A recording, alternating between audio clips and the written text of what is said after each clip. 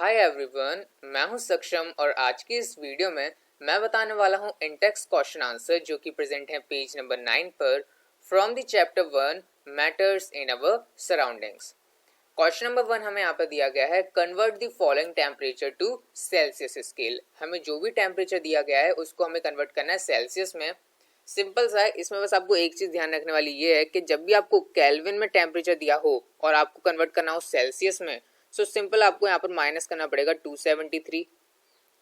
लेकिन अगर आपको सेल्सियस में टेम्परेचर दिया है और आपको कन्वर्ट करना है केल्विन में, तो आपको करना पड़ेगा प्लस 273। ओके, बस ये चीज आपको ध्यान रखनी है और आप ये क्वेश्चन कर पाओगे। हमें यहाँ पर टेम्परेचर दिया गया है केल्विन में, 300 केल्विन यहाँ पर दिया गया है और हमें कन्वर्ट करना है सेल्सियस स्केल में। हमें क्या करना पड़ेगा, -273 करना होगा। हमने 300 में से -273 करा, हमें मिला यहाँ पर 27 डिग्री सेल्सियस। नेक्स्ट पार्ट भी यही हमें केल्विन में दिया गया है टेम्परेचर 573 केल्विन। इसको भी हमने यहाँ पर -273 करा सेल्सियस में कन्वर्ट करने के लिए और हमें आंसर मिला 300 डिग्री सेल्सियस। फर्स्ट क्वेश्चन तो बड़ा सिंपल सा था, बस हमें कन्वर्जन करना था। सो अब बढ़ते हैं नेक्स्ट क्वेश्चन की तरफ। Question number 2 is what is the physical state of water at. So ये जो हमें टेम्परेचर दिए गए हैं उनमें हमें बताना है कि वाटर का फिजिकल स्टेट क्या होगा। ठीक है, सो मीन्स हम तो कुछ बेसिक फिजिकल स्टेट जानते ही हैं कि वाटर का 0 डिग्री पे क्या होता है, ठीक है, 100 डिग्री पे क्या होता है। 0 डिग्री पे क्या होता है, फ्रीजिंग पॉइंट ऑफ वाटर।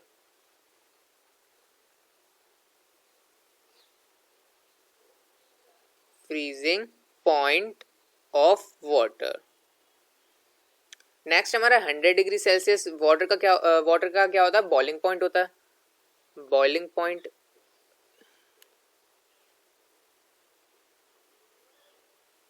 हमें यहाँ पर क्या बताना है, लेकिन ये चीज हमें बस पता है। हमें यहाँ पर बताना है 250 डिग्री सेल्सियस में क्या होगा। इन्हीं की मदद से हम इसको भी फाइंड कर सकते हैं। कैसे कर सकते हैं, जैसे कि यहाँ पर 0 पे फ्रीज हो जाता है, फिर टेम्परेचर बढ़ाया तो 100 डिग्री पे बॉइलिंग करना स्टार्ट हो गया। ठीक है, और यहाँ पर दिया गया है 250 डिग्री सेल्सियस, मीन्स 100 से भी ज्यादा। अभी तो बॉइल ही हो रहा है, अब फिर 250 पे क्या हो जाएगा, गैस बन जाएगा, यानी कि वेपोरेट हो जाएगा पूरा। सो यहाँ पर 250 डिग्री सेल्सियस पे फिजिकल स्टेट होगा वाटर का गैस। नेक्स्ट है हमारा 100 degree Celsius. 100 degree Celsius water का बॉइलिंग पॉइंट होता है। सो यहाँ पर लेकिन हमने आंसर में लिखा है liquid as well as gas. ठीक है, अब बोलोगे दो क्यों लिखा है, लिक्विड भी है गैस भी है, ऐसा क्यों। अब देखो इसको ध्यान से समझना।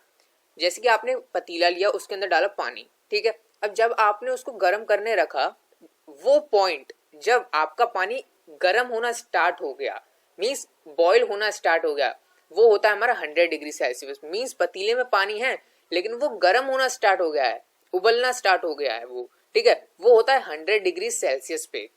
लेकिन वो पानी अभी क्या उबल रहा है, इवेपोरेट हो रहा है, लेकिन पतीले में तो अभी पानी है, वो इवेपोरेट होना स्टार्ट हो गया 100 डिग्री सेल्सियस पे। पूरा इवेपोरेट नहीं हो गया है, इवेपोरेट होना स्टार्ट हो गया है। तो इसलिए अभी वो पतीले में पानी है, यानी कि वो लिक्विड भी है और वो गैसियस में चेंज भी हो रहा है, तो इसलिए वो हमने लिखा है liquid as well as gas. बढ़ते हैं नेक्स्ट क्वेश्चन की तरफ।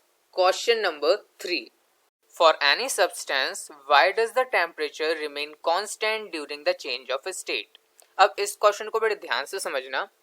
कोई भी सब्सटेंस की जब हम स्टेट चेंज कर रहे होते हैं तब उसका टेम्परेचर कांस्टेंट क्यों रहता है, ये हमें यहाँ पर बताना है। मींस कोई भी सब्सटेंस ले लो, चाहे वो सॉलिड हो, लिक्विड हो या गैस हो, जब हम इसकी स्टेट चेंज कर रहे हैं, मींस अगर सॉलिड है तो लिक्विड बना रहे हैं, लिक्विड है तो गैसियस फॉर्म में कर रहे हैं, हम जब उस सब्सटेंस की जब स्टेट चेंज कर रहे हैं तब उसका टेम्परेचर कांस्टेंट क्यों रहता है, ये हमें यहाँ पर बताना है। तो अब बोलोगे जब कोई भी सब्सटेंस को हम जब गर्म करते हैं, मींस उसका जब टेम्परेचर बढ़ाते हैं, तब उसका जो होता है स्टेट चेंज होता है, लेकिन यहाँ पर लिखा है कि टेम्परेचर कांस्टेंट रहता है। और बताओ क्यों रहता है मगर। ठीक है, तो इसका आंसर अब हम जानने वाले हैं। देखो जैसे मान लो सॉलिड हम ले रहे हैं, सॉलिड को अगर मुझे लिक्विड फॉर्म में करना है तो मुझे टेम्परेचर इंक्रीज करना पड़ेगा। सो टेम्परेचर को जब मैं इंक्रीज करूंगा तो वो एक पॉइंट आएगा जब क्या होगा, सॉलिड जो है लिक्विड में कन्वर्ट होना स्टार्ट हो जाएगा। ठीक है, वो पॉइंट आएगा जिसमें सॉलिड लिक्विड में कन्वर्ट होना स्टार्ट हो जाएगा, लेकिन वो कन्वर्ट होना स्टार्ट हुआ है, पूरा कन्वर्ट हो नहीं चुका है वो। ठीक है, सॉलिड बस क्या है, वो लिक्विड फॉर्म में आने लग रहा है, लेकिन अभी भी वो सॉलिड है, बस वो कन्वर्ट होना स्टार्ट हो गया है। सो उस स्टेट पे जब सॉलिड लिक्विड में कन्वर्ट होना स्टार्ट हो गया है, उस टाइम से लेकर जब तक वो लिक्विड नहीं बन जाता तब तक उसका टेम्परेचर कांस्टेंट रहता है। ठीक है, कि जब तक हम उसको गर्म कर रहे हैं, टेम्परेचर इंक्रीज कर रहे हैं उसको लिक्विड फॉर्म में लाने के लिए, जब वो लिक्विड फॉर्म में कन्वर्ट होना स्टार्ट हो जाता है तब पॉइंट से लेकर जब तक वो लिक्विड बन नहीं जाता तब तक टेम्परेचर एक जैसा रहता है, कांस्टेंट रहता है। लेकिन बोलोगे हम तो हीट दे रहे हैं, हम तो हीट क्या कर रहे हैं, दे रहे हैं उसको सॉलिड को, लेकिन तब भी उसका टेम्परेचर इंक्रीज क्यों नहीं हो रहा है? क्योंकि वो उस यानी कि वो हीट जा कहाँ रही है जो हम दे रहे हैं, तो वो हीट क्या कर रही है, वो जो सब्सटेंस है उस सब्सटेंस को लिक्विड में कन्वर्ट करने में क्या है, जा रही है। सो यहाँ पर वही चीज मैंने यहाँ पर आसानी से लिखी है, during the change of state of any matter heat is supplied to the substance, the molecules of this matter use heat to overcome the force of attraction between the particles. At this period of time temperature remain constant. यहाँ पर मैंने आपको बस solid से liquid वाला example दिया, लेकिन यहाँ पर क्या बात हो रही है, सभी मैटर की कन्वर्जन के बारे में बात हो रही है, चाहे वो सॉलिड हो, लिक्विड या गैस हो, उसके बारे में इन्होंने पर्सपेक्टिव से लिखा है। दिस कहाँ पर था मैं, force of attraction between the particles at this period of time remain constant. This exert heat is acquired by the molecules in the form of hidden heat called latent heat to change from one state of matter to other state. अब यहाँ पर देखो, एक last line का मतलब आपको नहीं आया होगा समझ में, लेटेंट हीट क्या होती है। अब देखो जो हम इसको एक कन्वर्ट कर रहे हैं ना, अब ये हीट जो थी एक्स्ट्रा जो हम दे रहे थे वो कहाँ जा रही थी, उस पूरे सब्सटेंस को कन्वर्ट करने में जा रही थी। ठीक है, तो वो उसी हीट को हम लेटेंट हीट कहते हैं। उसी हीट को तो नहीं पहचान पा रहे थे हम कि कहाँ पर जा रही है भैया हीट, तो वो उसी हीट को हम लेटेंट हीट कहते हैं। लेकिन जब, एक और चीज बता रहा हूँ, जब सॉलिड से हम लिक्विड में कन्वर्ट कर रहे होते हैं तो लेटेंट हीट ऑफ फ्यूजन होता है, जब लिक्विड से गैसियस फॉर्म में हम कन्वर्ट कर रहे होते हैं तब हमारा लेटेंट हीट ऑफ वेपोराइजेशन होता है।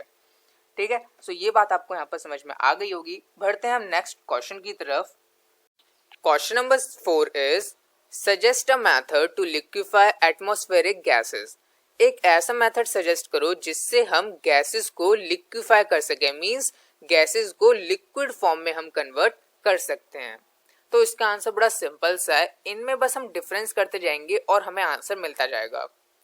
लिक्विड और गैसेस के बीच में क्या क्या डिफरेंस होता है, जैसे कि लिक्विड के पार्टिकल्स के बीच में स्पेस प्रेजेंट होता है जिससे उसके पार्टिकल्स जो है फ्रीली मूव कर पाते हैं। वहीं बात करें गैसेस की, तो गैसेस के पार्टिकल्स के बीच में बहुत ज्यादा स्पेस प्रेजेंट होता है एज कम्पेयर टू लिक्विड, जिसकी वजह से वो कहीं पर भी फ्रीली मूव कर पाते हैं और कॉन्स्टेंटली वो क्या है, मूव करते रहते हैं। तो हम ऐसा क्या करें जो गैसेस जो है लिक्विफाई हो जाएं, क्या करेंगे, पार्टिकल्स के बीच में बहुत ज्यादा स्पेस है गैसेस में, अगर हम गैसेस को कंप्रेस करें, कंप्रेस करने का मतलब क्या है, अगर हम गैसेस को कंप्रेस करेंगे तो उसके जो पार्टिकल्स हैं वो एक दूसरे के पास आने लग जाएंगे। ठीक है, दबाएंगे हम तो उसके पार्टिकल्स क्या होंगे, एक दूसरे के पास आने लग जाएंगे और वो क्या हो जाएंगे, लिक्विफाई हो जाएंगे, क्योंकि उनके पार्टिकल्स के बीच में जो स्पेस है वो लिक्विड जैसा हो जाएगा, तो वो लिक्विफाई हो जाएंगे। लेकिन ये आप अपने घर पे नहीं कर सकते कि हाथ में हवा बंद कर ली और सीधा के सीधा वो लिक्विड बन गया, ऐसा नहीं हो सकता। उसके लिए एक मशीन आती है, तो वो क्या है, लिक्विफाई करती हैं गैसेस को, एटमॉस्फेरिक गैसेस को। Answer of this question is by applying pressure and reduce the temperature atmospheric gases can be liquefy. Pressure को लगाने पर कैसे गैसेस कन्वर्ट हो रही हैं लिक्विड फॉर्म में, ये तो हमने यहाँ पर जान लिया। अब देखते हैं reducing the temperature, means temperature को रिड्यूस करने पर, टेम्परेचर को गिराने पर हम कैसे गैसेस को लिक्विड फॉर्म में कन्वर्ट कर सकते हैं। सिंपल सा हम यहाँ पर एक एग्जांपल देखते हैं जो मैंने यहाँ पर लिखा हुआ है। आपको क्या करना है, आपको एक आइस लेनी है जो कि एक सॉलिड है, उसको आपको क्या करना है, गैस के ऊपर गर्म करना है, पतीले के अंदर रख के गर्म करना। ठीक है, तो जैसे आप उसको हीट अप करोगे, मींस क्या कर रहे हो, आप टेम्परेचर को इंक्रीज कर रहे हो। टेम्परेचर को आप जैसे इंक्रीज करते जाओगे, सॉलिड जो आइस है वो कन्वर्ट हो जाएगी लिक्विड में, फिर कुछ देर बाद वो कन्वर्ट हो जाएगी गैसेस में।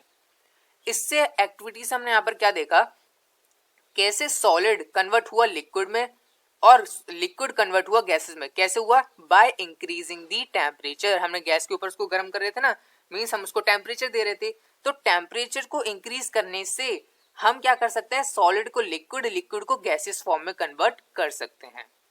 अब मैं आपसे पूछूं कि आप मुझे एक तरीका बताओ जिससे मैं गैसेस को लिक्विड फॉर्म में कन्वर्ट कर सकूं और लिक्विड को सॉलिड फॉर्म में कन्वर्ट कर सकूं।